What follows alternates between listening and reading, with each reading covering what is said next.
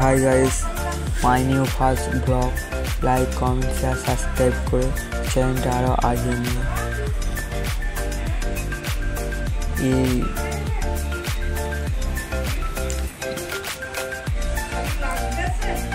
কিছু দেখাবো, এমন কিছু দেখাবো যে সামনে বহুত পাহাড় আছে, আরও অনেক কিছু আছে, বন আছে, অনেক গভীর অনেক কিছু আছে। তোমরা দেখতে থাকো, আমি দেখাচ্ছি। ধান ক্ষেত সামনে আছে।